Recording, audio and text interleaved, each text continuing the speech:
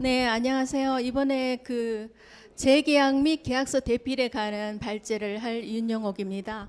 옆에 서서 발제를 해드리는 게 마땅하나 제가 스크린이 옆에 서면은 잘 보이지 않아서 이쪽에서 발표를 하도록 하겠습니다. 감사합니다.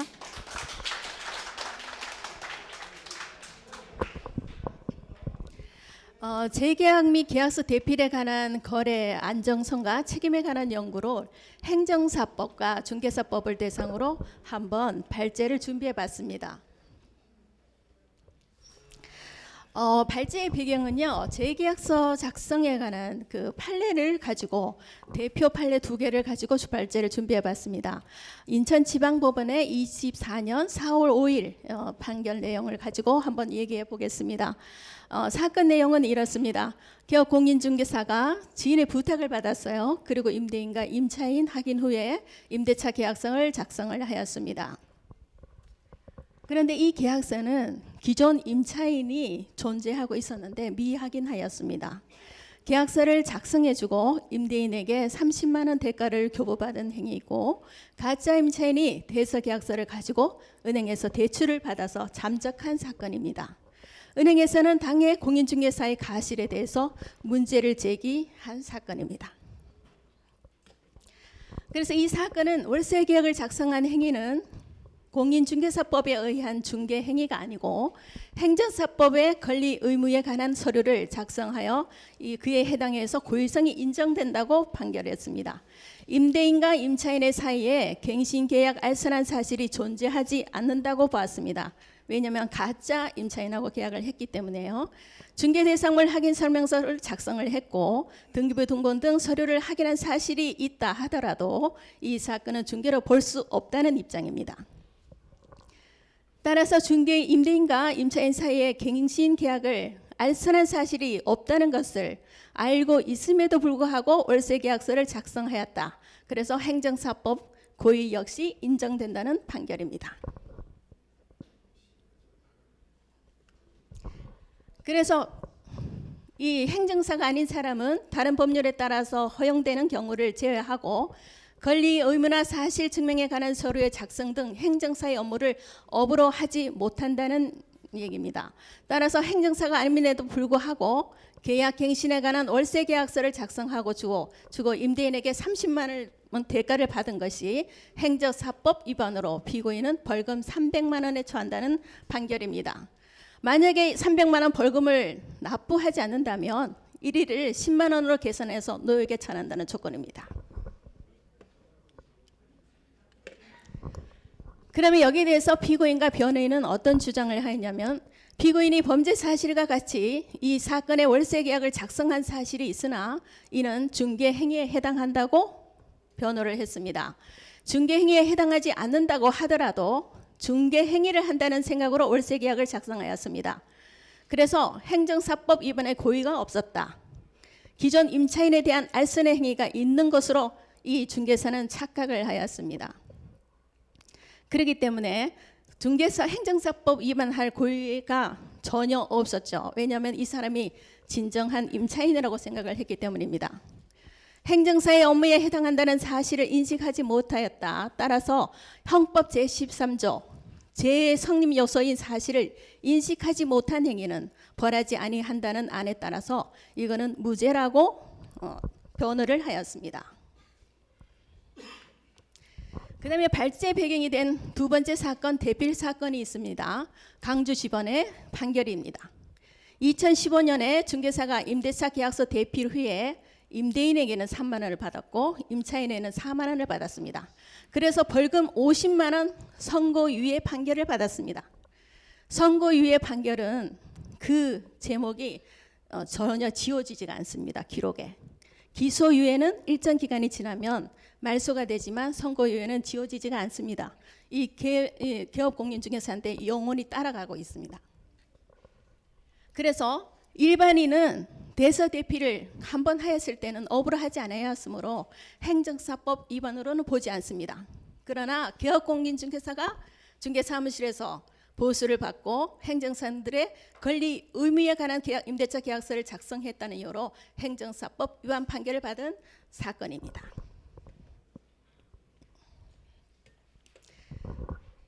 그래서 이 발제하는 목적은 국민들에게 안전하고 신뢰할 수 있는 계약 문화를 조성하고 개인의 사유재산권을 보호하고 법적 소양을 갖춘 전문가가 계약서를 대필돼서 재계약서를 해야 한다는 생각으로 이 글을 준비하였습니다. 그러면 공인중개사법의 중개란 제2조 1호에 의해서 중개라 함은 중개 대상물에 대해서 거래 당사자 간의 매매, 교환, 임대차 그 밖에 권리의 득실 병행에 관한 행위를 알선한다는 것을 말하고 있습니다. 그래서 조창혁 변호사 의견을 참고로 기록을 하였습니다.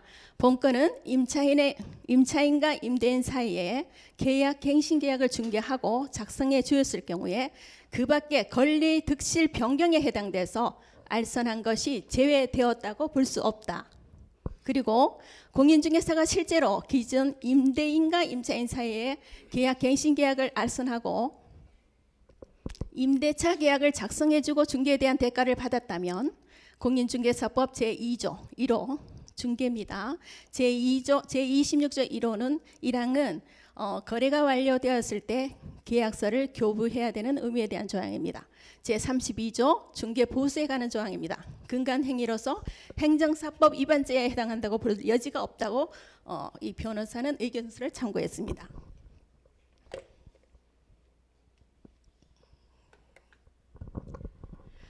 그러면 행정사는 어떤 일을 하는지 한번 살펴보겠습니다. 행정사는 1961년도에 행정서사로 불리다가 1995년도에는 행정사라는 명칭을 사용하게 되었습니다.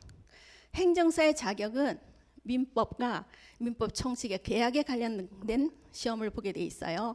그리고 이 사람들은 현재 행정사 시험에 합격해서 행정사 자격증을 취득할 수도 있지만 또한 지금 현재 공무원들, 교육 공무원, 경찰 공무원 그런 공무원들이 퇴임 전에 관공서에서 일정한 교육을 시켜주고 행정사 자격증을 부여하고 있습니다. 그러면 행정사는 어떤 업무를 하냐면 일반 행정사, 회사 행정사, 외국어 번역 행정사 등은 행정기관에 제출하는 각종 서류, 권리, 의무나 사실증명에 관한 서류 작성을 해서 제출하고 대행, 번역하고 인허가, 신고 등 대리 행정 법령에 관한 상담, 자문, 사실조사 확인 등을 행정사들은 할 수 있습니다.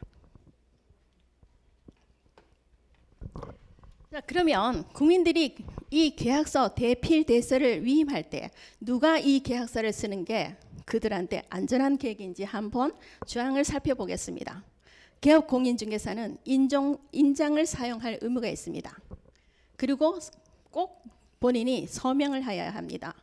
그리고 보증서를 배부해야 되고 이 보증서는 또 의무적으로 가입을 해야 됩니다. 그리고 중개사가 중개를 하였을 때는 그 거물에 대한 상세사항 확인 설명서를 배부해야 됩니다. 그리고 중개 이 업은 현금 10만 원 이상 수수료를 받았을 때는 현금 발급 의무가 있는 업종입니다. 그리고 개업공인중개사는 불법 건축물이 있는 곳에서는 개설 등록할 수가 없습니다. 그러나 일반 행정사는 이러한 조항이 없습니다. 이거는 제가 행정 업무를 하고 계시는 분들한테 설문을 해서 알아보았습니다. 자, 그러면 공인중개사와 행정사 자격시험과 그 소양에 대해서 한번 살펴보겠습니다. 행정사들은 민법 총칙 계약 관련 주요 내용이 주 시험 과목입니다. 그리고 공무원들한테는 행정사 자격증을 부여를 해줍니다. 공기관에서요. 그러면 공인중개사 시험 과목을 한번 살펴보겠습니다. 공인중개사는 임대차 계약에 관련하여 민법, 민사특별법 중 부동산 중개에 관련되는 규정, 부동산 거래 신고에 관한 법률, 부동산 등기법, 국계법, 건축법, 도시개발법, 도시 및 주거 환경정비법, 주택법, 농지법 등이 시험 과목에 포함되어 있습니다. 따라서 공인중개사나 행정사나 개별적 차이는 있을 수 있으나 전반적으로 중개사들이 업무에 필요한 기본적인 법률 지식 함량이 우수하다고 볼 수 있습니다.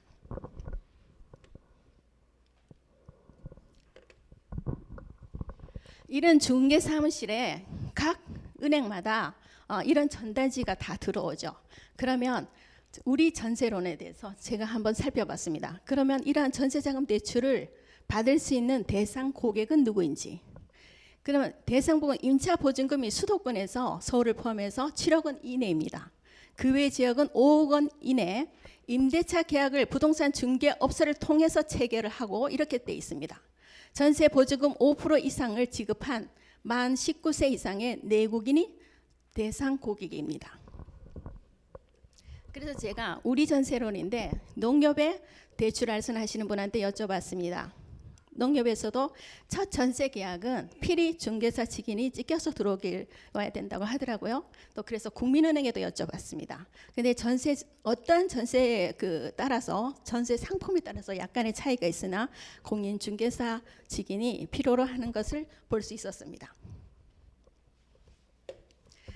그래서 24년 4월 5일 선고된 사건은 공인중개사가 지인의 부탁을 받고 임대인, 임차인 확인 후 임대차 계약을 작성하고 확인 설명을 제공하였으나 해당 물건지에 기존 임차인이 존재하는 걸 미확인한 사건입니다.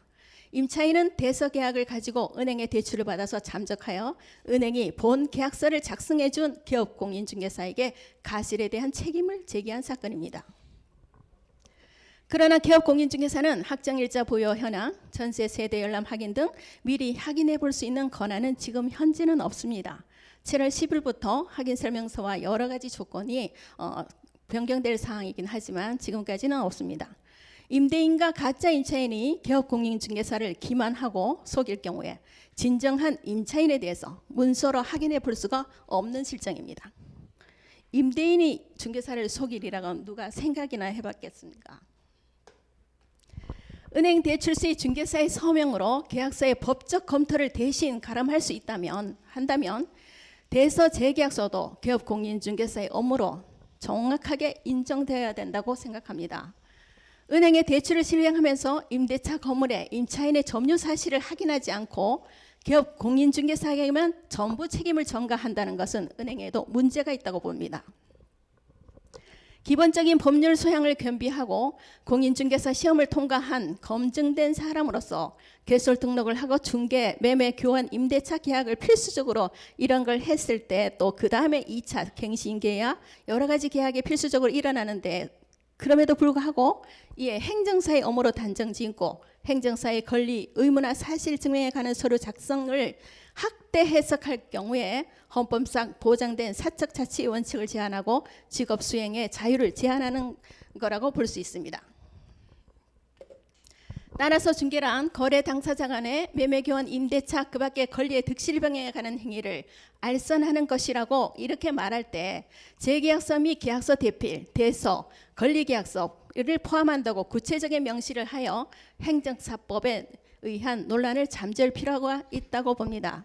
지금도 당근마켓을 이용해서 매매 물건을 임대인이 또 소유자가 직접 올리는 경우가 많습니다. 그러면 두 사람끼리 합의에 의해서 공인중개사 사무실에 들여서 대필돼서 요청할 경우가 다반사로 일어날 가능성이 아주 높습니다. 그래서 이러한 사건이 다시 재발하지 않도록 하기 위해서는 공인중개사법의 중개에 대해서 이러한 것이 확실하게 추가로 기입할 필요가 있다고 봅니다. 그래서 이것이 공인중개사법 갱신 관련 규정에 대한 입법을 이은재 의원이 2017년에 발의한 걸로 알고 있습니다. 그리고 이러한 것을 법으로 정확하게 개정을 한다면 재계약서, 계약서 대필, 대서 등에 대한 여기에 대한 보수를 또한 체계할 필요가 있다고 봅니다. 국민이 사유재산을 지키고 건전한 계약 문화 조성을 위해서 누가 이러한 계획을 대행해야 바람직한지 한번 깊이 고려해 볼 필요가 있습니다. 이거는 중개사 개인의 이익을 위해서 볼 필요가 아니라 국민들을 위해서라도 임대인과 임차인의 합의된 사항이 정말 두 사람한테 공정한 계약인지 그거를 살펴보는 데는 전문가의 도움이 필요하다고 생각합니다. 또한 공무원들에게 일정한 근무 연수를 채우면 행정사 자격증을 부여하는 이러한 사태는 한번 국가에서 재고해 볼 필요가 있다고 생각합니다. 감사합니다. 네, 안녕하세요. 반갑습니다. 많이 기다리셨는데 앞에서 이제 발제해 주신 분이 이 자리에 있기 때문에 계속해서 이 자리에서 하도록 하겠습니다. 저는 중개보조원의 고유의 임무를 통한 중개보조원 제도의 이해와 발전적 대안에 관한 연구를 하고 있는 신용호입니다. 공인중개사 신용호입니다. 인사드리겠습니다. 목차를 먼저 안내드리겠습니다. 목차는 다음과 같습니다. 먼저 서론, 그리고 직업으로서의 중개보조원의 시작과 역할의 변화에 대해서 한번 들여다보았습니다. 그리고 개업 공인중개사와 중개보조원의 관계, 그리고 직업으로서의 공인중개사와 중개보조원의 미래 가치, 그리고 두 직업군으로서 상생에 대해서 한번 연구해봤고, 상생으로서 서로 직업군으로서 발전 가능성에 대해서, 그리고 또 지금 드러나고 있는 중개보조원의 문제들, 그리고 상생에 대해서 서로 대안이 있는가, 그리고 결론적으로 어떻게 도출을 할 수 있을까에 대해서 한번 고민해 보았습니다. 중개보조원에 대한 먼저 정의를 한번 내렸습니다. 중개보조원이라 하면 공인중개사가 아닌 자로서 개업 공인중개사에 소속되어 중개 대상물에 대한 현장 안내 및 일반 사무 등 개업 공인중개사의 중개 업무와 관련된 단순한 업무를 보조하는 자, 이렇게 법령에 정의를 하고 있습니다. 중요한 것은 이렇게 중개보조원이라는 문장에 대한 정의가 여기까지 오기에 많은 과정을 겪었다라는 것입니다. 이렇게 중개보조원이라는 단어가 정의를 내리기까지 사실은 많은 일들이 있었는데요. 최근에 밑에 표시된 것처럼 역전세, 깡통전세 이런 일들이 일어나기까지 사실은 표면적으로 드러난 많은 일들보다 그 밑에 이면에 있었던 많은 일들이 있었습니다.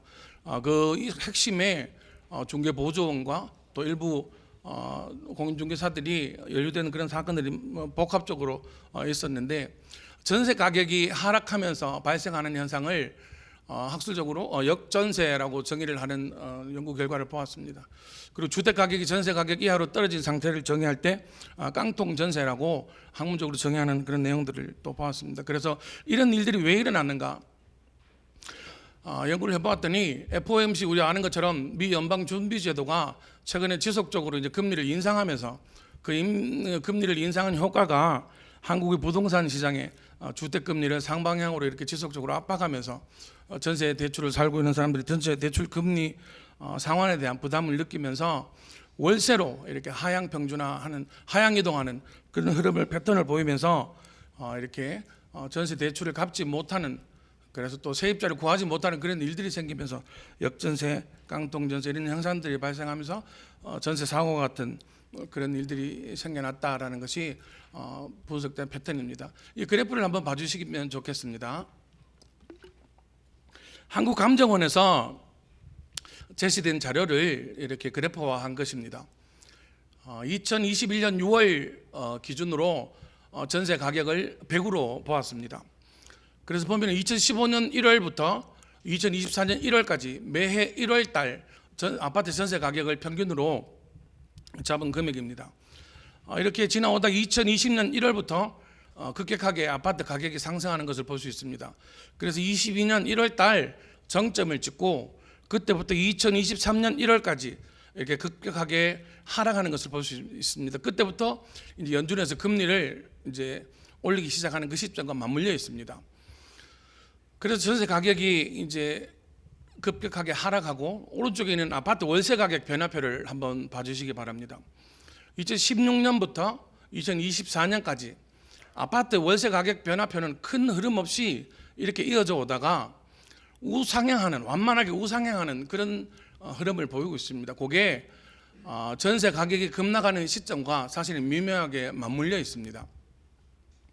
이게 뭘 반증하는가 하면은 전세를 살던 사람들이 월세로 이동하고 있다라는 것을 반증합니다. 이게 뭔가 하면은 전세 대출을 이제 상환하지 못하니까 전세를 살던 사람들이 전세를 내놓고 이제 월세로 이동하는 그런 현상을 이제 데이터가 말해주고 있는 거거든요. 그래서 전세 가격은 이제 새로 세입자를 구하지 못하니까 임대인은 전세금을 내주지 못하고, 그러니까 이제 전세 사건과 같은 것들이 현실화되고, 이제 그 표면화되는 그 이슈들 속에서 이제 그 원인을 찾다가 보니까 중개보조원과 같은 그런 사건들이 시세보다 더 비싸게 혹은 거의 90% 이상 가는 가격으로 전세를 놓게 되는 그런 사건들을 이제 찾을 수 있게 되는 현상, 그런 것들을 이제 발견하게 된 것입니다. 그래서 그 문제를 해결하다 보니까 중개보조원에게 고지를 해야 되는 그런 의무를 지어주게 되었다라는 것이 이제 최근에 중개보조원의 고지 의무가 생기게 된 제도화된 근본적인 원인이었다라고 그렇게 정의하게 되었습니다. 그래서 직업으로서 중개보조원의 시작과 그 역할과 변화에 대해서 한번 연구를 해보았습니다. 아시는 것처럼 부동산 중개업법이 생기기 전에 그 이전에는 소개영업법에 의해서 부동산 관련된 영업들이 제한을 받고 있었습니다. 그래서 부동산 공인중개사 시험이 생겨나면서 우리 협회 자료를 보니까 부동산 중개업법 법률 제3676호가 처음 생겨나면서 소개영업법에서 부동산 중개업법으로 법이 전환되면서 부동산 중개업법 제2조 5항에 의해서 중개보조원이라는 단어가 처음 생기기 시작했습니다. 그때가 1984년 4월 1일 처음 시행이 되었는데 그때 중개보조원에 대한 정의를 내리기를 중개업자의 업무를 보조하는 자 이렇게 법령에 정의가 되어 있었습니다. 그때부터 한 10년 뒤에 중개보조원의 정의가 한번 바뀌기 시작하는데 1994년 4월 1일 법률 제4628호에 의해서 공인중개사가 아닌 자로서 중개업자의 중개 업무를 보조하는 자 이렇게 바뀌었습니다. 즉 중개보조원은 공인중개사가 아닌 자, 공인중개사는 이제 중개보조원이 될 수 없는 거죠. 중개업자의 중개 업무를 보조하는 자 이렇게 해서 중개업자의 업무를 보조하는 자에서 중개 업무를 보조하는 자로 그 업무 영역이 명확하게 이제 그 카테고리를 줄여가는 것을 볼 수 있습니다. 그래서 가장 최근에 중개보조원의 정의가 변경된 것을 보면 2006년에 된 시행령에서 보면 공인중개사가 아닌 자로서 중개업자에 소속되어 중개대상물에 대한 현장 안내 및 일반 서무 등 중개업자의 중개 업무와 관련된 단순한 업무를 보조하는 자 이렇게 중개보조원에 대한 정의가 이렇게 계속해서 변경되어 오고 있음을 알 수가 있습니다. 이게 무엇을 말하는가? 그렇게 들여다보면은 우리가 이해할 수 있는 것이 있습니다. 중개보조원이 각종 중개 사고에 있어서 혹은 이런저런 현상들에 있어서 중개 업무의 영역에 있어서 각종 사고의 핵심에 서 있었다라는 그런 것들을 우리가 알 수 있었죠. 알 수 있게 됩니다. 다양한 어떤 판례들을 봐도 그런 내용들을 우리가 충분히 이해할 수 있는데 그래서 직업으로서 중개보조원의 시작과 역할의 변화에 대해서 이렇게 쭉 한번 고민을 해보고 들여다보기 시작했습니다.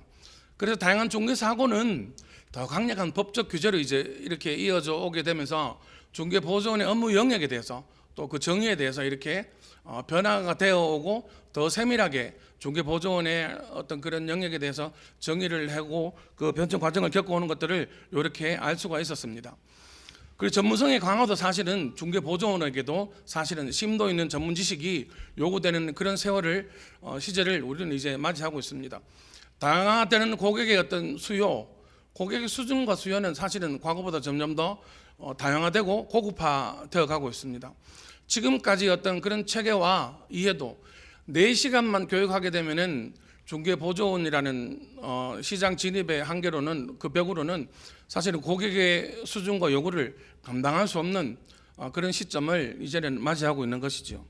그래서 최근 개정된 법률이 공인중개사법 제18조의 4, 공인중개사법 제18조의 4 중개보조원의 고지 의무가 이제 법령으로 제정이 되게 되었습니다. 중개보조원은 현장 안내 등 중개 업무를 보조하는 경우 중개 의뢰인에게 본인이 중개보조원이라는 사실을 미리 알려야 한다. 2023년 4월 18일 신설이 되고 6개월 뒤겠죠. 10월 19일입니까? 그때부터 이제 효력이 발생되게 된 것이죠.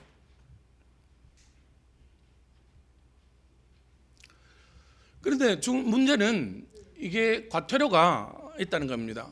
법률적으로 중개보조원에게 부과되는 제일 첫 번째 이제 제재가 이 공인중개사법 제51조 과태료인데요.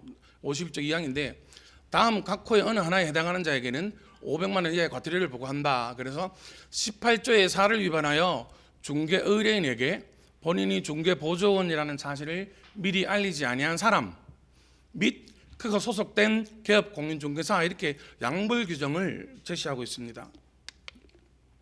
그래서 중개보조원을 고용한 개업공인중개사까지 500만 원 이하의 과태료를 부과받게 되는 그런 양벌 규정에 이제 처하게 된 것이죠.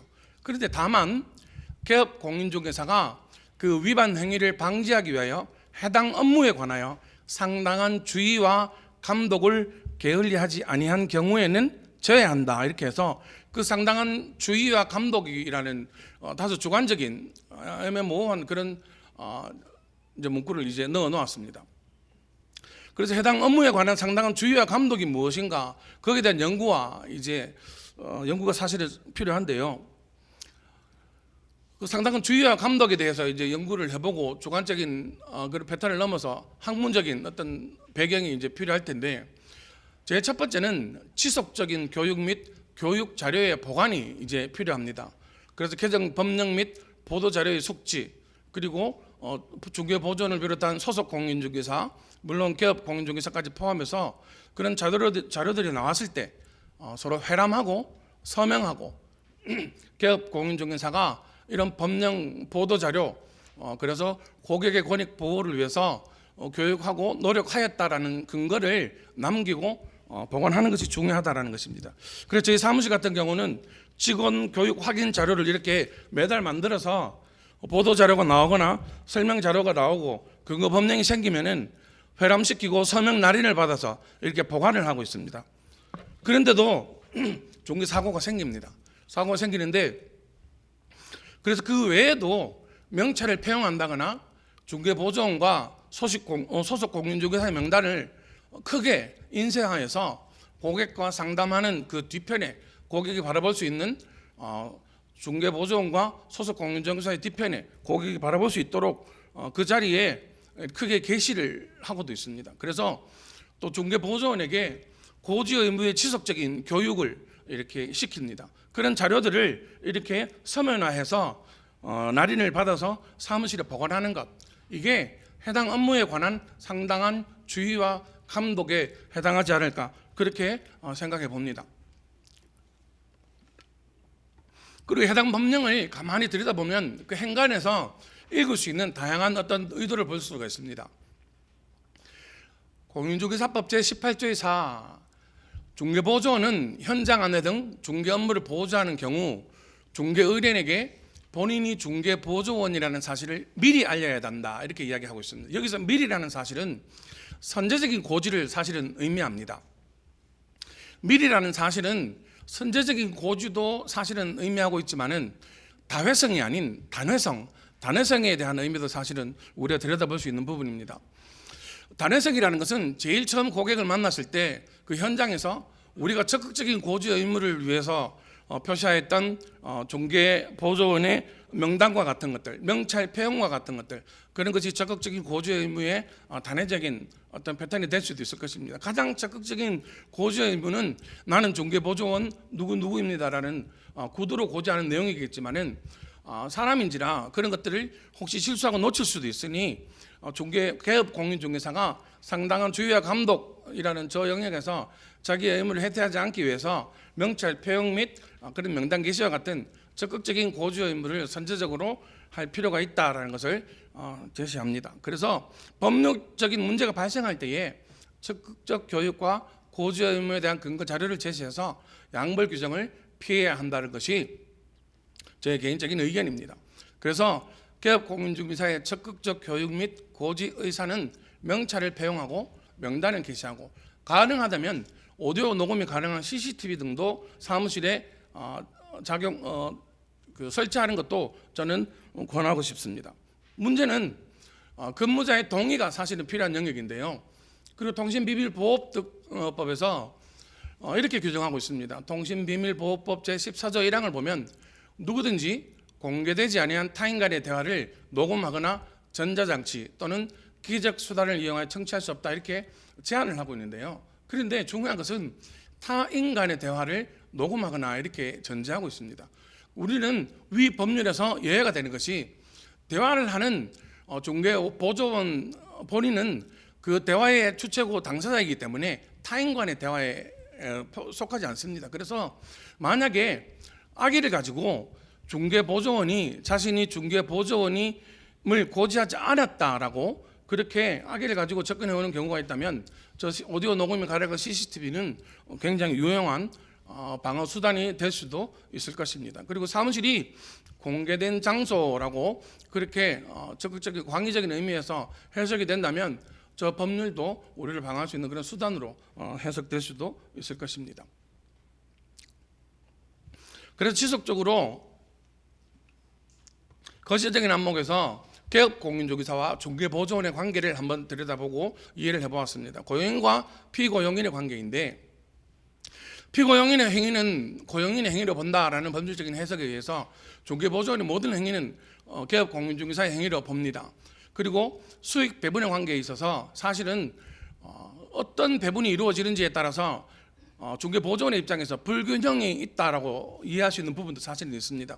그래서 공인중개사의 입장에서는 개업공인중개사의 입장에서는 중개보조원을 위해서 지속적인 교육과 성장을 도모해줄 수 있는 그런 복지 차원에서도 사실은 고려를 해볼 필요가 있는 것이 지금의 현상을 조금 더 한 걸음 더 나아가 신뢰와 서로 상생을 할 수 있는 그런 발전적인 가치를 도모한다면 이런 것에 대해서도 한번 고민해 볼 수 있겠다라는 생각을 해보았습니다. 그리고 경쟁과 협력의 관계에서 상생의 가치를 한번 고민해 보았습니다. 그리고 직업으로서의 공인중개사와 중개보조원의 미래에 대해서 직업으로의 공인중개사는 지금 우리가 만나고 있는 수많은 가치들을 위협적으로 대하고 있는 그런 세월을 만나고 있습니다. 인공지능이나 프로테크 그리고 빅데이터와 같은 그리고 자본과 데이터를 가지고 있는 직방이나 혹은 그런 플랫폼 업체들이 중개업 시장에 접근해 오고 있음으로 말미암아서 사실은 굉장히 큰 위협을 마주하고 있는 그런 세월입니다. 그래서 어떻게 보면은 적과의 동심과도 같은 그런 세월을 우리가 지나고 있는데 직방은 중개 공인중개사들을 고용하면서까지 시장에 직접적으로 개입하고 공인중개사의 로컬 시장을 해치고 있는 그런 세월을 우리가 만나고 있습니다. 그래서 직업으로서의 공인중개사는 한 걸음 더 나아가기 위해 직업으로서의 중개보조원에 대한 이해와 그 시장에 대한 조금 더 거시적인 안목으로 그들과 접근하고 이해를 할 필요가 있다라는 생각을 해봅니다. 그래서 마지막 주제를 상생으로 잡았습니다. 상생할 것인가 아니면은 중개보조원 제도를 지금보다 더 축소하고 협소화시켜서 진입장벽을 조금 더 어렵게 만들어서 그렇게 상생할 것인가 이 문제에 대한 논의는 지금보다 더 적극적으로 대화 토론장으로 끌어들여서 개업공인중개사들과 함께 토론해서 주제를 도출해야 될 그런 문제라고 생각합니다. 역할분담과 협력 그리고 성장과 교육의 기회를 제공하고 상호 존중하고 하는 그런 인식의 변화를 가짐으로써 나는 중개보조원입니다라고 현장에서 그렇게 스스로의 자존을 이렇게 깎아내리는 그런 식의 접근법보다는 스스로를 개발하고 상생하는 그런 발전 방안을 찾아가는 것이 어쩌면은 더 긍정적인 시너지를 만들어낼 수 있지 않을까 그렇게 한번 생각하고 연구 과정을 삼고 있습니다. 대한민국 결론으로 발표를 마치려고 합니다. 중개보조원이라는 그 명칭에는 변화가 있어야 한다고 생각합니다. 보조라는 그 단어 자체가 주는 어감이 사실은 현장에서 나는 중개보조원입니다라고 자신 있게 드러내기 어려운 그런 어감을 주고 있습니다. 고조의 의무는 폐지되든지 아니면은 조금 더 발전적으로 그 변화를 거치고 제도적인 선범이 있어야 된다고 생각합니다. 명찰을 상시 폐용하든지 아니면은 또 다른 어떤 변화가 분명히 있어야 될 것 같은데 거기에 대한 토론과 대화 역시 사실 분명히 있어야 될 것 같습니다. 그리고 지속적인 업무 교육을 통해 동일한 유형의 사고 재발을 분명히 방지해야 될 것입니다. 중개보조원에게 법률적인 책임을 지금보다 사실은 조금 더 증가하고 업무 범위 확장을 위해서 대화 토론장을 마련하는 것이 앞으로의 발전을 위해서 더 유익할 것이다라고 이렇게 결론을 내립니다. 이상입니다. 감사합니다. 자, 시간이 좀 많이 경과됐기 때문에 바로 토론 이렇게 진행하도록 하겠습니다. 우선 그 3주제 재계약 등 계약서 대필 문제 요번에 인천지법 판결과 관련해서 행정사법 위반이 문제된 사례를 가지고 이렇게 발제를 해 주셨습니다. 그래서 이 부분에 대해서 우리 이미경 연구위원께서 먼저 토론해 주시고 그 다음에 우리 한문도 서울 디지털대 교수 요새 언론에서도 굉장히 많이 활동하고 계시죠.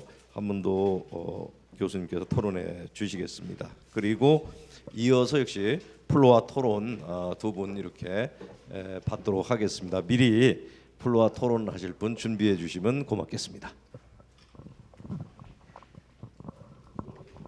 예, 안녕하십니까. 공인중개사협회 자격증을 두고 20년째 현장에서 근무하고 있는 이미경입니다. 그 발제가 된 재계약서 관련된 부분이죠. 죄송합니다. 우리 공인중개사가 계약서를 작성할 때는 한 3번 정도 되죠. 신규 계약서 작성할 때 작성하고 또 당사자가 필요에 의해서 이제 재계약서를 작성을 요청하는 그 쉽게 얘기해서 묵시적 갱신 때 그리고 이제 그 계약갱신 청구권에 의해서 이제 계약서를 작성하는 그런 3번째 정도로 요약이 되고요. 계약서를 작성해서 그 다음 한 2년 정도 있다가 또 계속 이렇게 계약서를 작성하게 되는 그런 사안들이 계속 일어나면 좋았을 텐데 우리 소위원과 직접 관계되는 그 텀이 2년에서 4년에서 6년까지 발생하다 보니 우리 중개 그 현장에서 일하는 중개업자 입장에서는 수익과도 굉장히 밀접한 관계가 있습니다. 그 현장에서 일을 하다 보면 이것을 얼마를 받아야 하는지 뭐 쭉 자료를 살펴보다 보니까 보통은 한 5만 원에서 10만 원, 많게는 10만 원에서 20만 원 이렇게 받는 분들도 있고 또 이렇게 왕왕 이렇게 문제가 돼서 이렇게 이슈가 되는 경우에는 그 이상의 요구를 해가지고 분쟁이 발생하는 경우도 있습니다. 때에 따라서는 중개 법정 수수료를 요구해가지고 또 큰 문제가 돼서 이슈가 돼서 또 그 보도가 되는 사례들도 왕왕 있었고요. 이런 금액들을 얼마를 받으며 이 받는 금액들의 명문화된 규정을 공인중개법에서 조금 이제는 신경 써서 만들어 나가는 때가 되지 않았느냐 그런 생각을 하면서 저희는 그쪽 부분으로 좀 더 중점화된 논문을 작성을 하라고 하고 있습니다. 이에 대해서 이제 제 의견을 마치겠습니다. 고맙습니다. 네, 고맙습니다. 네, 안녕하세요. 전 한문으로 합니다. 저는 사실 젊을 때 제가 사업을 하다 망해가지고요. 1층 부동산에서 중개 보조원이 없던 시절 IMF 이후에 좀 한 1년 정도 일을 했습니다. 열심히. 옛날 그 IMF 끝나고 나서 한국감정원 출신 분들이 명퇴를 많이 하셨잖아요. 그 아시는 분이 어디 지역의 점장님이신데 영업을 못 하시니까 공무원이시다 보니까 제가 좀 영업을 좀 할 줄 알았는데 저도 사업이 안 좋다 보니까 어떻게 운이 맞아가지고 한 1년 정도 행당동에 한 2만 세대 입주할 때 서울에 그 1층 부동산에서 제가 한 8개월 정도 일했습니다. 그래서 부동산 하시는 분들의 어떤 심정을 잘 알고 있습니다. 뭐 공동 중개하면서 뭐 네 물건이 내 물건이 싸우기도 하고 지금 많이 이제 서로 좀 시스템화돼서 정리된 걸로 아는데요.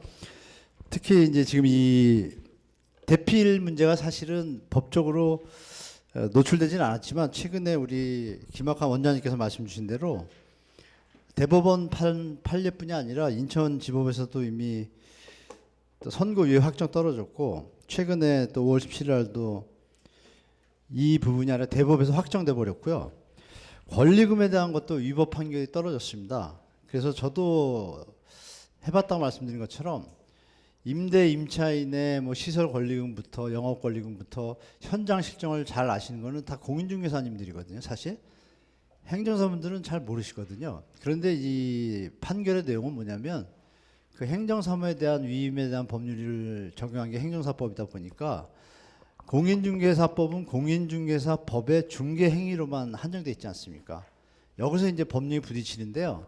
중요한 점은 뭐냐면 대피를 해주는 게 공인중개사분들이 수익을 극대화시키려고 하는 것이 아니라 뭐 어려운 서민이나 뭐 회사나 이럴 때 서로 재계약을 하거나 이럴 경우에 새로운 공인중개사한테 물건을 내놓고 하는 행위가 아니라 당사자가 이미 합의했기 때문에 그 현장을 잘하는 기존에 계약했던 분이 해주시는 게 제일 완벽하죠. 그럼에도 불구하고 이 행위를 과연 위법하다고 하는 판결이 합리적이라고 보냐? 저는 아니라고 봅니다. 여기서 문제는 좀 제 개인적인 생각인데 행정사분들의 숫자가 43만 명입니다. 공인중개사분들보다 숫자가 많아요. 그래서 아시겠지만 자본주의가 첨예화되다 보면은 어떤 수익이 발생되는 곳에 대해서 모든 이익 집단들이 서로 그 부분을 취하려고 합니다. 중요한 것은 그 취하려는 행위가 공익적이고 사회적으로 합당하다고 판단되고 실질적인 사물을 볼 때만 적용돼야 되겠죠. 그런데 지금 공인중개사 지금 권리금에 대한 부분조차도 위법이라고 합니다. 이 부분은 사실 저는 위헌소송감이라고 개인적으로 생각합니다. 행정사가 와서 권리금과 처음에 계약을 할 때 대피라는 경우는 주로 재계약할 때 좀 많이 하시잖아요. 제일 많이 하는 것 같고 또 이제 직거래를 할 때 서로 어느 부분에 대해서 좀 자신이 없다 보니까 공인중개사분들 도움을 요청하거든요. 그럼 공인중개사분들은 제가 볼 때는 선한 마음으로 써줍니다. 약간 불안해하시면서. 그런데 이 판례들이 계속 나오니까 판례들을 못 보신 분들은 결국은 이 법의 사각지대에 걸려들 그러니까 범법자를 상상하는 양산하는 꼴이 되겠죠 이게. 제가 드리고 싶은 말씀은 뭐냐면 미국 같은 경우에는 이런 부분에 대해서 이제 여기서는 이제 두 가지 문제가 있습니다. 권한이 있으면 책임과 의무도 따라야겠죠. 그러면 그렇게 대피를 했을 때 만약에 사고가 났다. 사고가 난 것에 대한 책임의 소재가 어디냐가 중요합니다. 그러면 대피를 부탁한 사람들은 이 공인이란 글자 두 글자가 중요하지 않습니까? 정부가 공인한 거예요. 그럼 거기에는 책임과 권한과 의무와 권리가 동시에 존속을 하는데 지금 공인중개사법 중에 중개라는 게 제1조 쪽에 박혀 있다 보니 이런 권리금과 이런 부분에 대해서 대필 계약하는 부분에 대한 권리 보장이 없습니다. 그런데 업무는 하고 있죠. 여러분들이. 그렇다면 이거는 분명히 법적으로 문제가 있죠. 적합성이 좀 떨어집니다. 그럼 결론은 행정사회가 만약에 공인중개사법을 고치자고 공인중개사 분들이 어떤 제안을 했을 때 국토교통부나 뭐 법제처 입장에서는 합당하거든요. 논리가. 우리가 하고 있는데. 그런데 중요한 건 사고가 났을 때 책임을 질 것이냐. 이 부분이 따라오는 거죠. 그러면 제가 드리고 싶은 말씀은 공인중개사 협회가 그 부분에 대해서 지금 공제보증보험 하는 형태로 다른 파트로 뭐 에스크로 형태로 잡아주든지 그런 부분이 가세를 한다라면 정부 당국자나 행정 당국자들도 거부하기 힘들 겁니다. 합리적이기 때문에.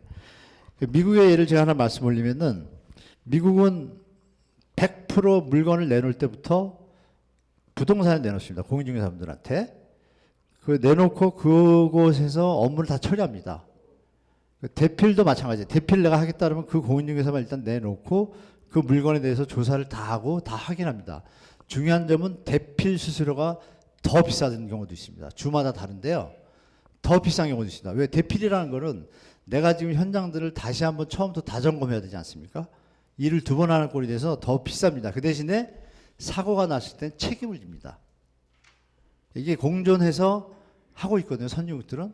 근데 우리 대한민국은 아시겠지만 공인중개사 시험이 82년도인가요? 그때부터 시작된 걸로 제가 아는데 많은 세월이 흘렀습니다. 벌써 50년을 넘어섰는데 지금 이제 다 자리 잡고 이제는 이런 법제적인 이런 부분들에 대해서 조금 뭐라 그럴까요? 이 정책연구원에서 뭐 법무팀이나 이런 분들하고 좀 협력을 하셔가지고 이거는 제가 볼 때 실무나 이런 걸 다 볼 때 책임의 소재만 가능하다 그러면 공인중개사법의 법 이름도 바뀌겠죠. 이런 좀 약간의 번거로움은 있지만 총체적으로 연구를 하시고 접근을 하셔야 이게 시간이 걸리더라도 결국은 이게 공인중개사분들의 업무에 대해서 부담이 없는 선에서 진행될 거라고 보는데 그냥 학술 논문 형태로 다가서서는 또 용두사미가 될 거라고 보이고 있습니다. 그래서 그런 부분에 대해서 좀 신경을 많이 쓰시면 될 거라고 보고, 이게 선진국형 부동산 제도가 좀 확립되는데 좀 더 보탬이 되는데 좀 확신을 갖고 있습니다. 그래서 하나 또 추가적으로 말씀 올리면, 이 부분에 대해서 반대 문제점이 하나 있습니다. 최근에 전세 사기 부분으로 인해 가지고요, 법원이나 이쪽의 입장이 부정적입니다. 대피를 하면서 전세 사기 일어난 분들이 어떤 악역의 역할을 했는데, 이 부분이 이 정치 당국자나 이 법을 만드는 이쪽에서 볼 때는 나쁜 사례다 보니까 그것을 방지하는 대책을 마련하지 않는 한은 이것이 지금 말씀 나눈 이 부분에 대한 공인중개사의 권한과 의무와 책임을 동시에 진행하는 것이 쉽지가 않습니다. 그래서 같이 연구했으면 좋겠고요. 공인중개사분들이 개업 공인중개사분들이 있고 10년 차도 있고 20년 차도 있고 다 계시잖아요. 그 실력도 또 공인중개사를 좀 부업으로 하시는 분이 계실 거고 전업으로 하시는 분도 계시는 걸로 제가 알고 있습니다. 저는 공인중개사 뭐 해외도 없고 그런데요, 제 개인적인 생각으로 공인중개사의 어떤, 우리가 학교를 들어가면 1학년부터 4학년까지 있잖아요. 군대도 2등병부터 병장까지 있고요. 그러다 보면 우리가 사회생활하거나 조직의 시스템에서 보면 어떤 문제가 터졌을 때 병장이 제일 처리 능력이 뛰어납니다. 그렇죠? 그런 과정에서 본다라면 개업 공인중개사와 10년 차와 20년 차, 그리고 그 와중에서도 시간만 지났지 실력을 계속 연마하신 분이 계실 거고 실력을 연마하지 않은 분이 계시겠죠. 그렇다면 모든 세상에는 뭐 자연의 질서상 약한 사람이 있고 강한 사람이 있듯이 공부할 때도 1등이 있고 60등이 있듯이 그거에 대한 대우와 어떤 형태가 다르지 않습니까? 제가 한번 제안드리고 싶은 게, 공인중개사분들한테 뭐 이 얘기하면 막 야단치고 욕하실 것도 같은데 그냥 제 생각입니다. 그냥 참고인데, 공인중개사분들이 10년 차가 되셨는데 시험을 한번 보는 겁니다. 구두 시험이든 뭐 어떤 형태로. 그래서 실력이 어느 정도 기본적으로 되신다고 뭐 놀지 않으시고 놀러 다니지 않으시고 일만 열심히 하셨다라면 편안하게 뭐 라인에 들어갈 수 있는, 그러면 그 부분을 이제 뭐 K해서 뭐 어떤 단어를 하나 만들어겠죠. 뭐 프리미엄급, 표현을 제가 어떻게 할지 모르겠는데 뭐 우리 등급 있잖아요. 뭐 로얄도 있고 뭐 이렇게 다이아도 있고 그렇지 않습니까? 그런 등급을 둔다라면 그 등급에 대해서 법적으로나 뭐 품격적으로 좀 적당한 용어가 있다라면 중개사협회에서 우리가 이 정도 실력을 갖추고 행정사 분들의 시험 과목과 공인중개사 분들의 시험 과목을 비교해 보면요, 부동산에 한해서는 공인중개사 분들이 한 세수입니다. 제가 개인적으로 볼 때 행정사법 뭐 없습니다. 민법, 행정절차론, 사무관리론, 행정사 실무법밖에 없어요. 그러니까 부동산 분야에서는 부동산 공인중개사 분들이 제일 어렵습니다. 시험이. 다 시험 봐셔서 아시겠지만, 이런 부분을 같이 하시면서 만약에 10년 차일 경우에는 행정사보다 실력이 뛰어나거나 싸울 필요는 없겠지만 우리도 동등한 어떤 시장의 어떤 볼륨도 크고 하니 정부에서 이 부분을 헤아려서, 그럼 대피를 할 때 수입료를 더 올리고 실력을 갖춘다라면 지금 같은 전세 사기 문제도 해결될 수 있는 방안이 될 수도 있고 여러 가지로 좀 장점이 좀 많다고 생각합니다, 개인적으로. 제가 이제 드리면 좀 길었는데 결론은 그렇습니다. 여러 가지 법이 모든 것을 좌우하니까 이 법은 저는 고쳐져야 된다고 보는 사람의 한 사람이고요. 이를 위해서는 공인중개사 분들이 힘을 모아서 정치연구원과 힘을 합치시고 법적인 연구와 함께 현황에 대한 연구는 훨씬 뛰어나시니까 결국은 시간이 지나면 좋은 결과로 맺어질 거라고 확신하고 있습니다, 개인적으로. 그래서 제 의견은 여기까지인데 참고가 되거나 도움이 됐으면 너무 감사하겠습니다. 이상입니다.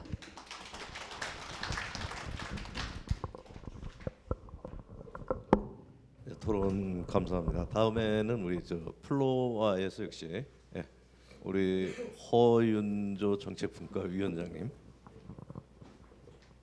예, 반갑습니다. 대의원 정책연구분과위원장 허윤조입니다. 저는 재계약서, 계약서 대필 문제, 사실은 최근에 판례에 나왔던 그 당사자를 오전에 만나고 왔습니다.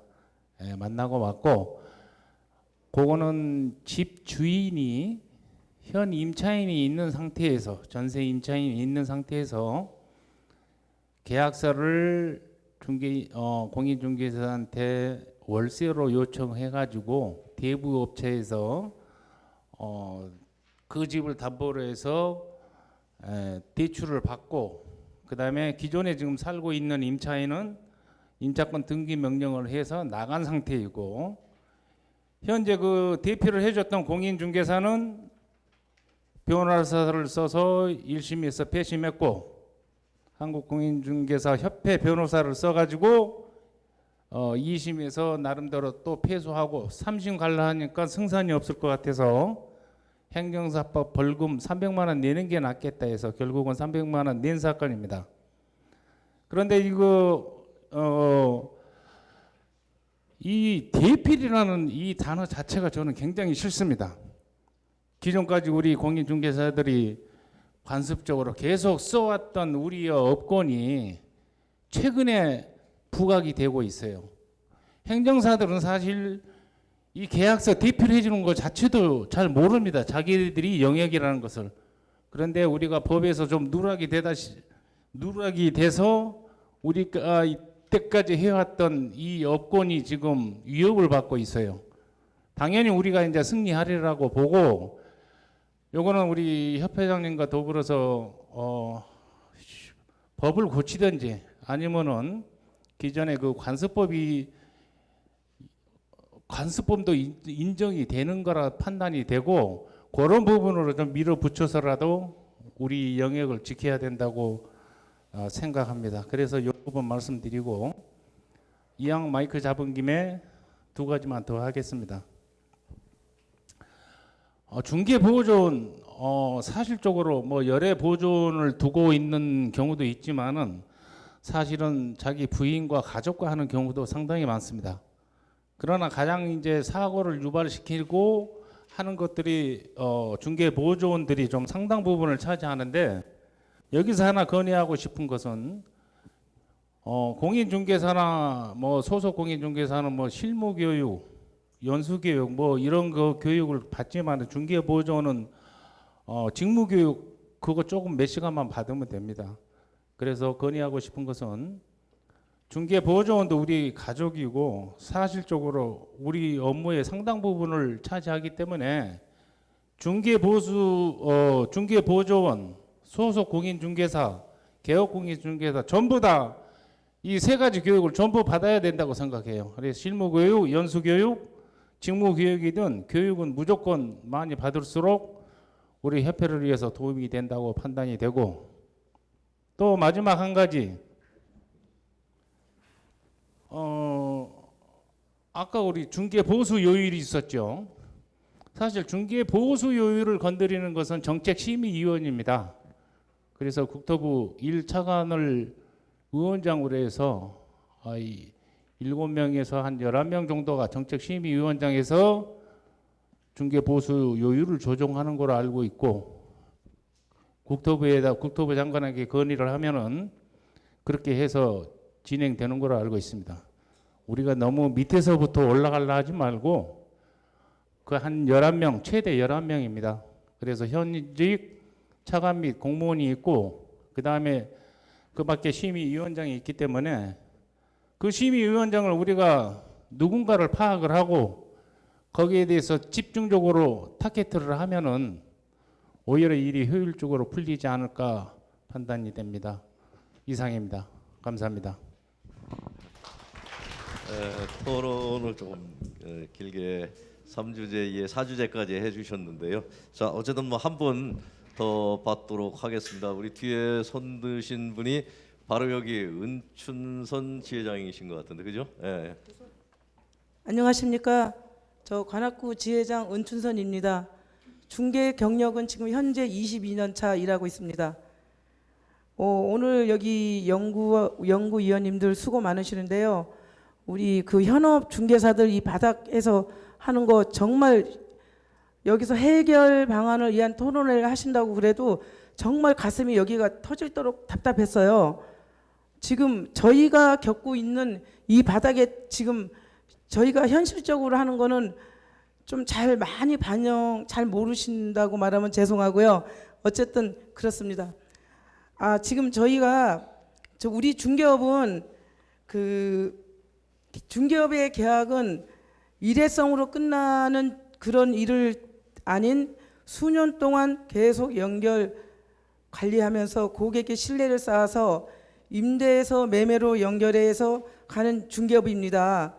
이에 계약 만료일이 되면 당사자의 요청으로 대필 좀 그렇지만 대필 계약이나 갱신 계약을 작성하여 주면서 종이값 정도의 실비를 받으면서 고객의 관리를 하는 지금 작금의 현실이에요. 그런데 지금 이런 것들이 중개업법 아니 행정사법 위반이라고 한다면 지금 우리 회원들은 다 하나같이 고객들이 우리 계약됐는데 이거 해주세요, 저런 거 해주세요 하고 요청하거든요. 근데 이런 것들을 과연 현실에서 우리는 어떻게 할까요? 이건 우리 행정사법 위반이니까 저희가 할 수 없습니다 이러고 밀어내야 될까요? 참 답답합니다. 그리고 상가 권리금 계약은 우리가 그 상가 권리는 그 임대차에 종된 계약이잖아요. 그 임대차를 진행하기 위해서 그 기존의 임차인하고 새로운 임차인에서 어떤 권리금이라든가 실비 이런 거를 다 서로 약정하고 계약하고 어떤 그 현장에서 임장 활동을 하면서 권리 계약을 쓰고 1차적으로 쓰고 그리고 임대차 계약을 진행하고 있어요. 물론 거기에 대해서 그 중개 보수를 그 용역비로 받는 경우도 있고 어떤 경우에는 그냥 임대차만 받는 경우도 있어요. 근데 이 상가 임대차 계약을 진행하려면 그 상가 권리금 이런 작업을 하지 않으면 절대로 할 수가 없습니다. 근데 저희가 그 오랜 시간을 걸려서 기존의 임차인들이나 여러 가지 정말 발이 닳도록 다니면서 그분들이 원하는 요구를 다 들어주고 계약서를 다 작성해 놓고 행정사한테 가서 계약을 써라? 아니 세상에 이런 경우가 어디 있습니까? 이런 거를 정말 우리 여기 계시는 우리 협회 여기 정책위원 연구위원들은 위원님들께서는 이거를 정말 세세히 연구하셔가지고 이거를 어떤 방법을 취하든 어떤 법을 바꾸든 어떤 경우라도 이거는 해결해 주지 않으면은 우리 중개업을 할 수가 없어요. 이거 지금 그거 문제고 지금 이거 갱신계약서, 재계약서 지금 어제 오늘 내일 당장 계속 오는 경우들입니다. 지금 요청을 그러면은 저희 안 써요 이렇게 진행해야 되는지 정말 너무 답답합니다 지금.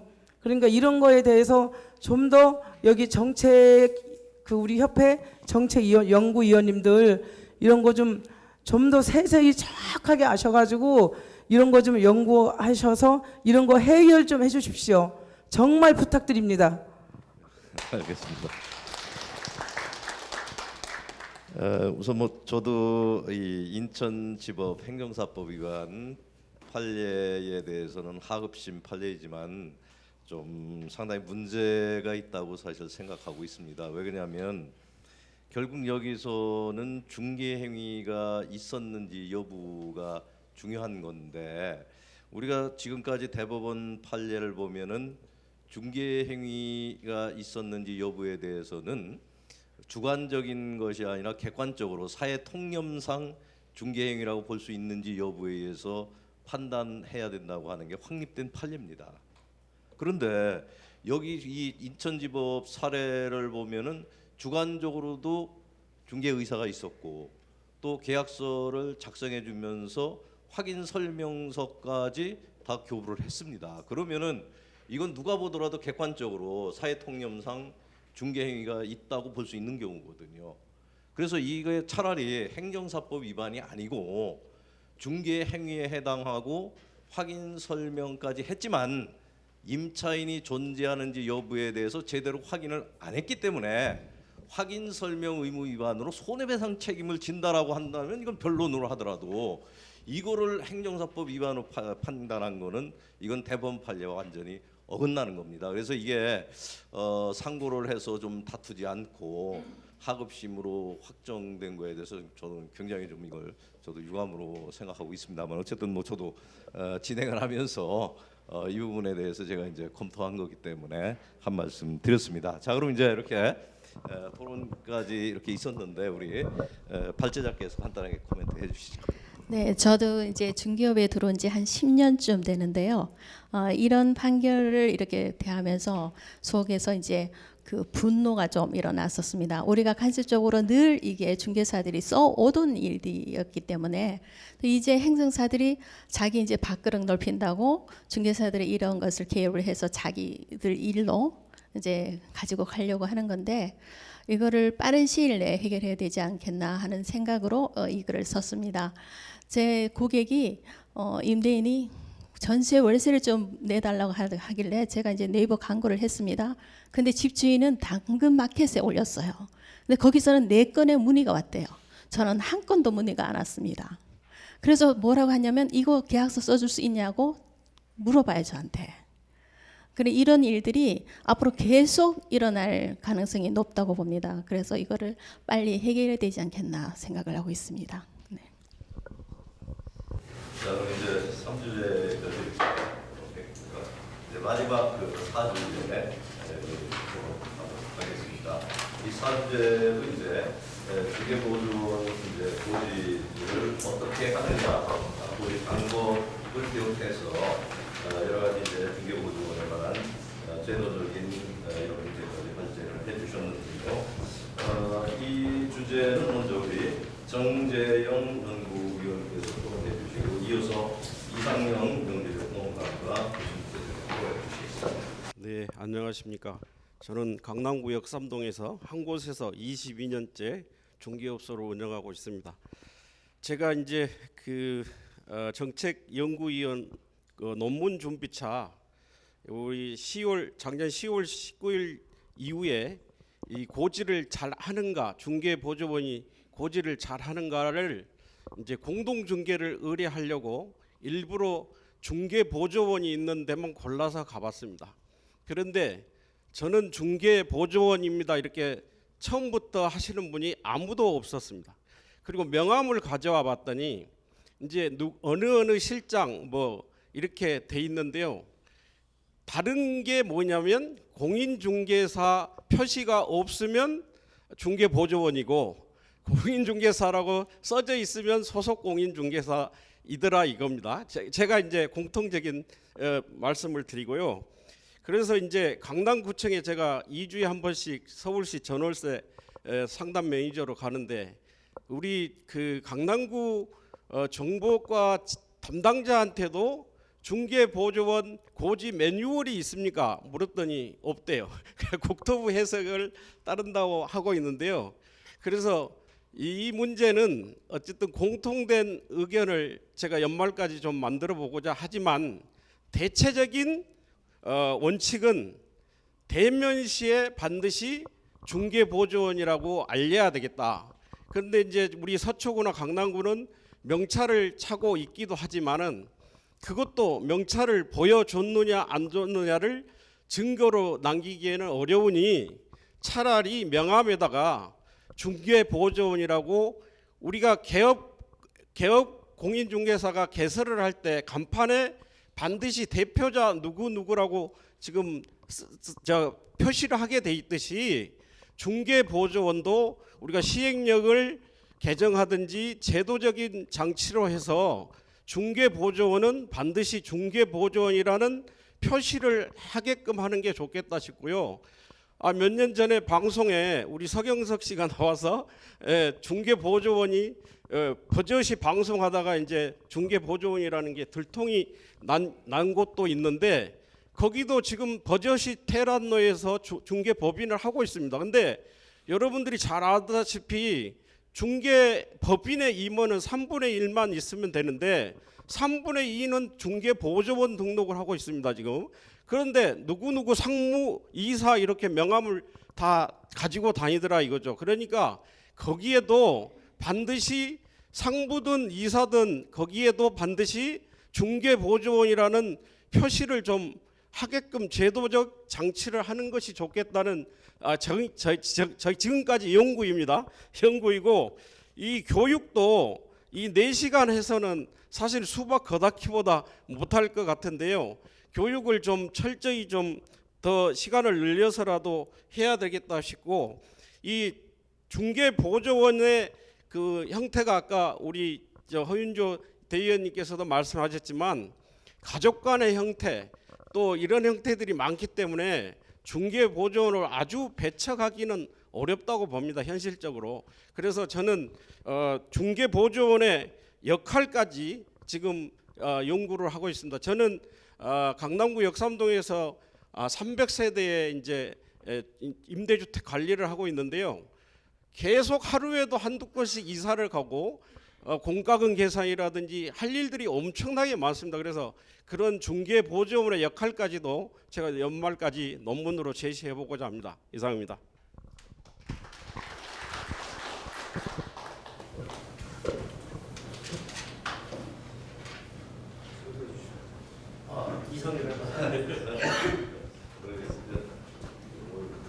오래 기다려주시고 마지막에 우리 전문가 토론이실 때 우리 명지대학교 부동산학과 이상영 교수님 토론하시겠습니다. 예, 안녕하세요. 저 명지대학의 이상영이라고 합니다. 오늘 굉장히 많은 중요한 주제를 다뤄서 저는 사실은 처음에 이제 4개가 왔을 때 4개를 다 해야 되는 줄 알고 굉장히 고민을 했는데 원장님이 1개만 하면 된다 그래서 다행이라고 생각은 했는데 그 1개가 좀 쉽지가 않네요. 제가 내용을 저도 중개보조원이 뭔지는 알지만 이게 현황이 뭐고 이런 걸 잘 몰라서 사실은 좀 찾아봤습니다. 이게 이제 그래서 법에서 이제 아까 다 발제하신 분이 워낙 잘 설명도 하셨고 또 나름의 이제 대안도 많이 말씀을 하셨기 때문에 저는 뭐 지금 토론하시면서도 얘기가 다 될 거라고 생각은 되는데 하나 이제 좀 그 의문이 이제 이렇게 했을 때 사실은 이제 여러 가지 곤란한 상황들이 아마 생길 것 같아요. 현장에서도 생길 뿐 아니라 이것을 어떻게 보면 방어하기 위해서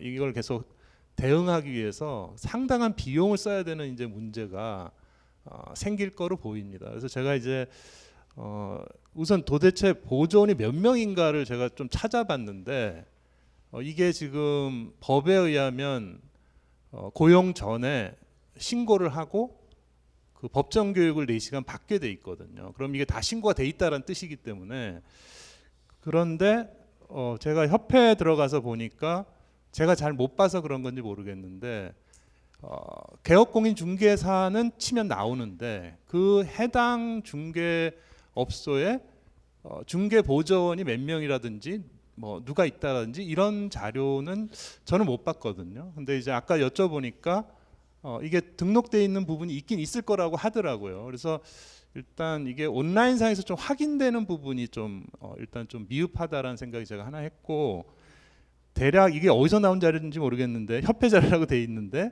중개보조원 수가 65,941명 뭐 이런 통계가 있더라고요. 근데 저희가 개업공인중개사가 11만 뭐 이렇게 넘으니까 사실은 이제 공식적으로 등록돼 있는 중개보조원은 한 60% 수준 이 정도로 돼 있는 것 같아요. 그래서 이게 누가 봐도 아마 등록을 안 하신 중개보조원이 상당히 많을 거다라는 이제 느낌을 갖게 되는 거죠. 그게 가족일 수도 있고 뭐 여러 가지 이유에 의해서 등록이 안 돼 있을 수도 있다라는 생각이 하나는 그래서 이게 좀 생각보다 심각할 수도 있다. 여태까지 중개보조원을 등록 안 하고도 어느 정도 보조를 하는 일이 있었을 텐데 이게 이제 안 되는 상황이 된다는 것이죠. 그러니까 이제 이런 부분부터가 좀 정비가 어떻게 보면 좀 돼야 되는 부분, 전체적인 현황이라든지 그다음에 이제 개별 중개업소 입장에서 이 중개보조원이 과연 얼마나 필요한 거냐.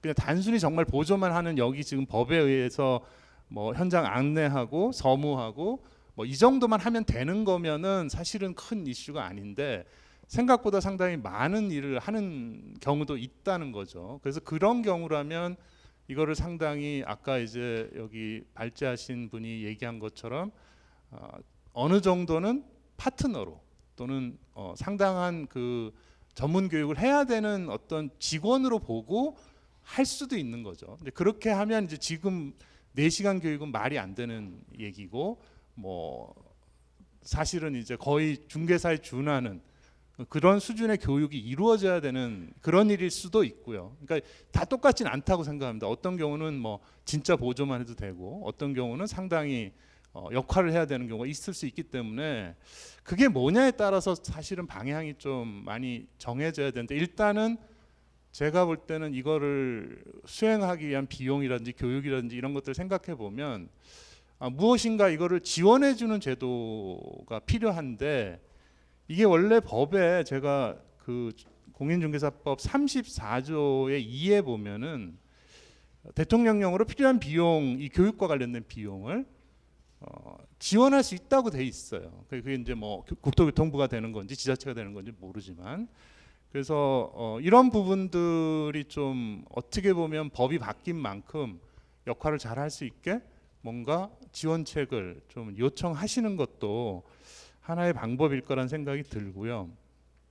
그다음에 이제 제가 이 얘기는 안 하셔서 저도 이게 중요하지 않은 사항인가 싶어서 좀 말씀을 드리고 싶은데 그 작년에 법 개정할 때 이제 15조 3항을 이렇게 바꿨다는 거예요. 개업공인중개사가 고용할 수 있는 중개보조원 수는 개업공인중개사와 소속공인중개사 합한 수의 5배를 초과해서는 아니 된다. 이렇게 돼 있다는 거예요.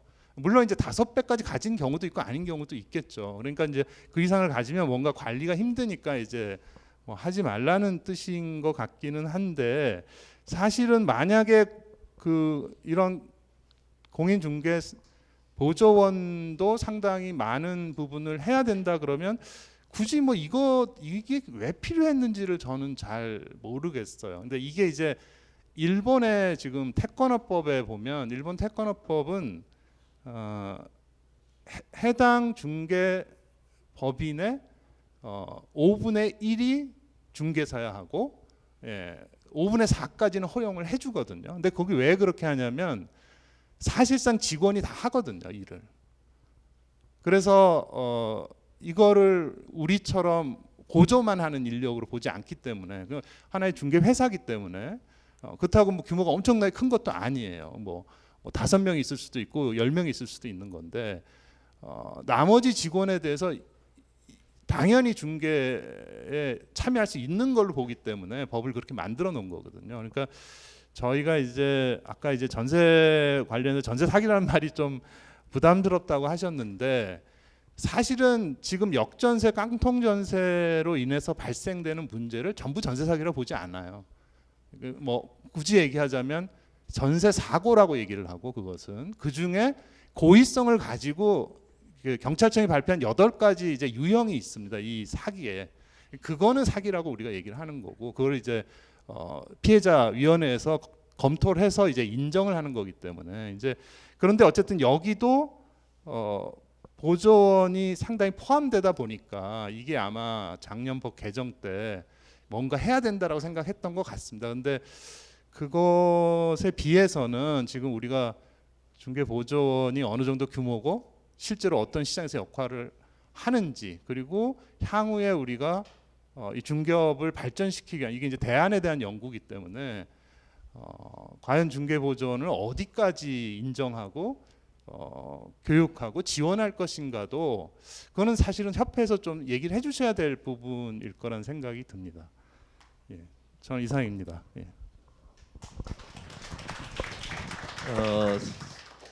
뭐 먼저 손부터 드셨는데 뒤에 플로어에 손 들어서 제가 성함을 잘 몰라가지고 성함 하시고 말씀해 주시기 바랍니다. 관악구의 이태원 중개사라고 합니다. 먼저 그 재계약서 관련해서는 이런 생각이 듭니다. 그 보통 관례 지금까지 저희가 해왔던 대서나 이런 그 관례들이 있었고 공인중개사법 법규가 있었는데 이 그동안 관례적으로 해왔던 부분에 있어서 문제가 있었는데 그거를 이제 법으로 정비를 하지 못했기 때문에 지금 이런 문제가 발생한 거라고 생각을 하거든요. 근데 관례를 가지고 법을 깨뜨릴 수는 없어요. 법은 관례를 깨뜨릴 수 있죠. 그러면은 우리는 지금 관례를 계속 해야 된다고 하는 게 아니라 우리가 미비한 법을 빨리 고쳐서 우리가 잃어버린 권리를 다시 되찾는 게 중요하지 않는가 이렇게 생각을 하고요. 그 중개 보조원 제도에 대해서는 지금 최근 표시광고법하고 중개보조원 고지 의무 때문에 사실상 지금 제가 보기에는 중개보조원들이 지금 중개시장에서 중개 행위를 할 수 있는 상황은 아니거든요. 여러 가지 위험성이 있고 또 그거에 대한 책임이 개업공인중개사에 있기 때문에 그 위험 부담을 다 감수하고 보조원들을 고용해가지고 계속 일을 같이 해야 되는가 굉장히 의문이 드는 상황이거든요. 그래서 그동안에 중개 보조원으로 인해서 많은 문제가 발생했기 때문에 지금 같은 이런 계기를 통해서 차라리 전체 시장을 그 소공과 개공으로 이렇게 가는 방향으로 유도를 하는 게 좋지 않을까 저는 그렇게 생각하고 있습니다. 이상입니다. 네, 우리 오광태 기자님. 네.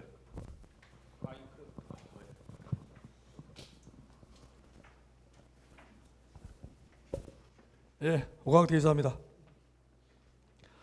우선 그 중개 보조 문제는 어감에서부터 사실 문제가 있습니다. 어감에서부터.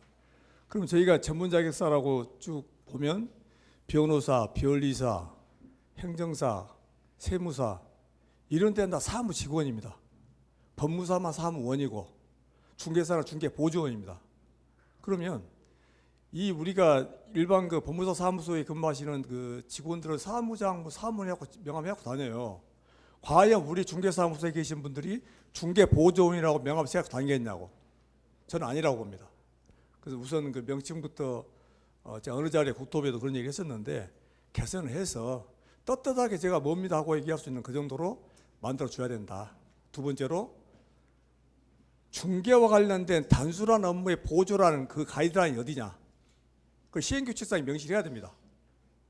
집 문 앞에까지만 가고 이제 알아서 들어가세요 해야 되는 건지 집 안에까지 들어가서 뭐 여기는 안방이고 여기는 뭐고 해야 되는 건지 그거 사실 그 기준이 없어요. 그래서 그런 부분이 시행규칙상 명시가 돼야 될 것 같고 좀 지났는데 아까 권리금 계약하고 재계약서 문제가 제가 지금 사실은 행정사 자격이 있습니다. 개설 등록 교육도 받았어요. 2014년도에. 근데 업은 안 하고 있습니다. 왜? 공인중개사가 더 좋아서. 하고 있는데 제가 그때 교육받을 때 어떤 내용이 있었냐면 그 자동차 등록 업무는 행정사의 고유 업무입니다. 근데 그게 지금 자동차 관리법에 보면 자동차를 판매하거나 제작하는 사람들도 이 등록 업무를 할 수가 있어요. 그 법을 깨려고 그때는 행정서사죠. 오래된 그 97년도가 그때 이제 헌재에 나온 건데 행정서사 단체에서 그거를 그 법을 고쳐달라고 이제 헌재에 그 요구를 했는데 헌재에서는 그거를 인정을 안 해줬습니다. 그래서 요는 뭐냐면 거기는 자동차를 제작하고 판매하는 사람들도 등록업을 할 수가 있다라고 명시가 돼 있기 때문에 그 사람도 지금까지 해와도 행정사 단체에서 어떻게 하지 못하는 거죠.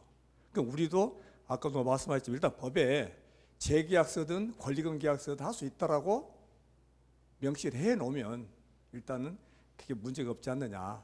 우선 그걸 가장 먼저 지금 헌법소도 물론 들어가 있지만 추진해 주시는 게 좋겠다. 그 말씀드립니다. 이상입니다. 자, 이제 뭐 마지막 정리해야 될 시간이 이렇게 된 것 같은데요.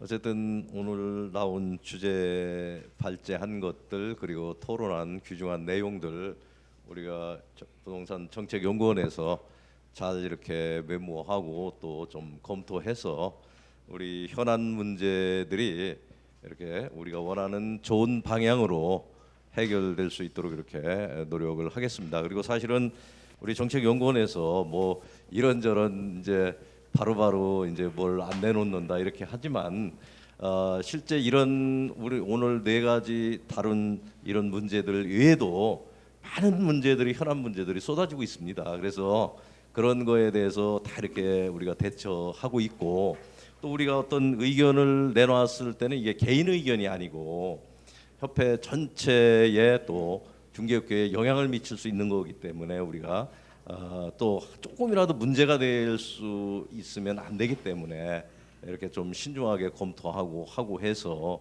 어떤 의견을 내놓을 수밖에 없는 입장입니다. 그래서 이제 회원들 입장에서 볼 때는 좀 답답하게 보일 수도 있지만 그러나 정책연구원에서도 최선을 다하고 있다라는 걸 이렇게 이번 기회에 좀 알아주시면 좀 좋을 것 같습니다. 자, 그리고 이제 우리 지금 뒤늦게 이제 좀 우리 김종호 부회장님 오셨네요.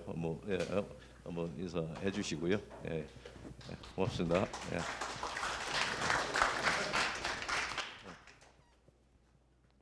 네, 장시간 수고들 많이 하셨네요 보니까.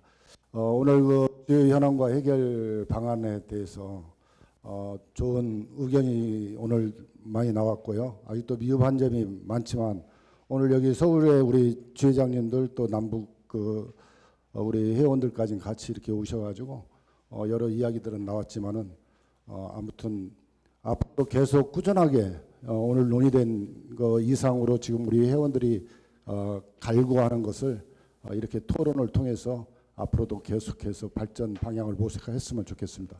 장시간 고생하셨습니다. 자, 그럼 우리 이제 발제자 우리 간단하게 코멘트하고 우리 마무리로 이제 우리 이종혁 회장님 마무리 인사 듣고 이렇게 오늘 주제 발표 토론회는 이렇게 마무리 짓는 거로 하겠습니다. 이렇게 끝까지 남아서 경청해 주신 여러 회원님들께 다시 한번 감사의 말씀드리겠습니다.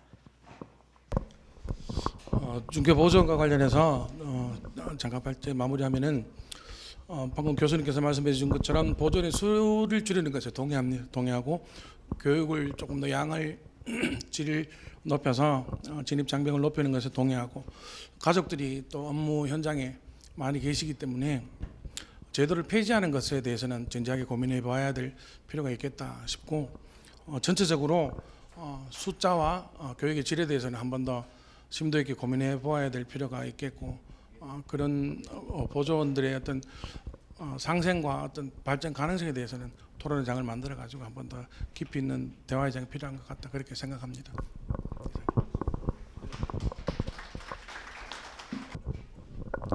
예, 어떻게 의미 있는 시간이 되었는지 모르겠습니다. 사실은 오늘 주제가 네 가지 주제를 들으셔서 느끼셨겠지만 관이과세에 대한 부분들도 1999년도부터 사실 문제가 되었었던 부분인데 아직도 저희가 지금 고민하고 또 설왕설래가 있는 부분이고요.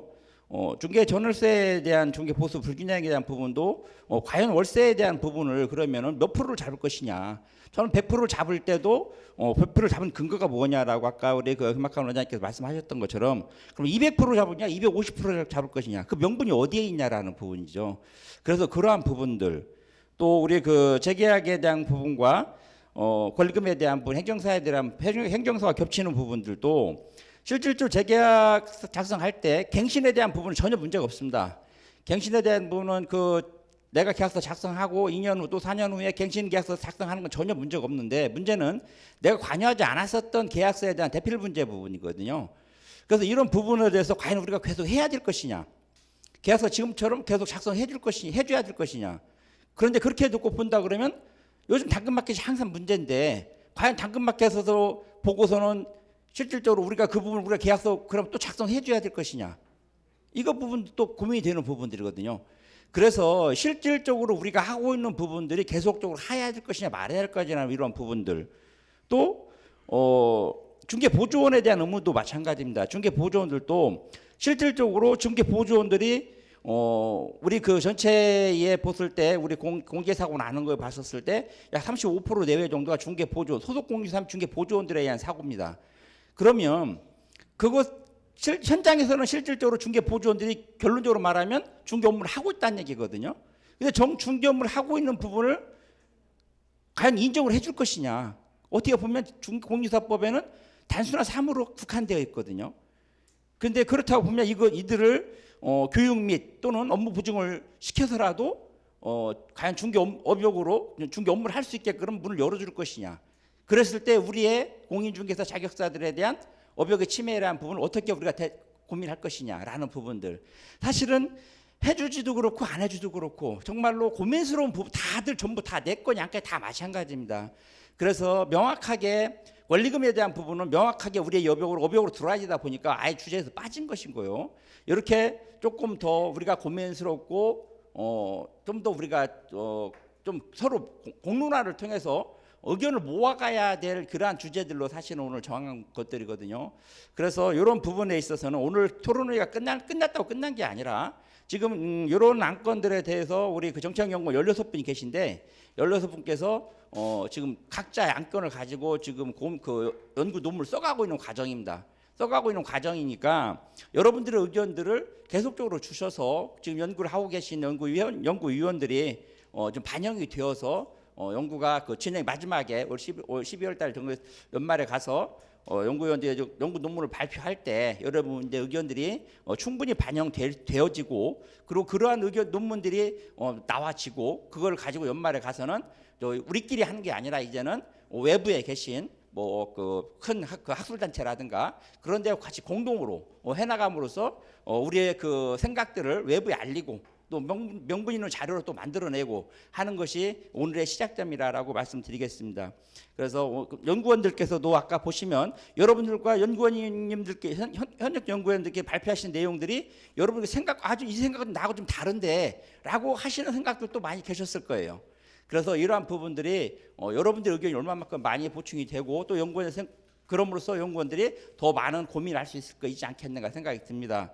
아무튼 오늘 다시 한번 발제를 맡으신 분들 네 분의 연구위원들과 또 같이 토론을 해주신 교수님들을 비롯한 연구위원님들 그리고 또 끝까지 이렇게 자리를 지켜주신 이사님들 그리고 시도회장님들 그리고 뭐 지에 계신 지회장님 그 대의원들께도 감사 인사를 드리겠습니다. 끊임없이 여러분들의 관심이 필요한 상황입니다. 감사합니다.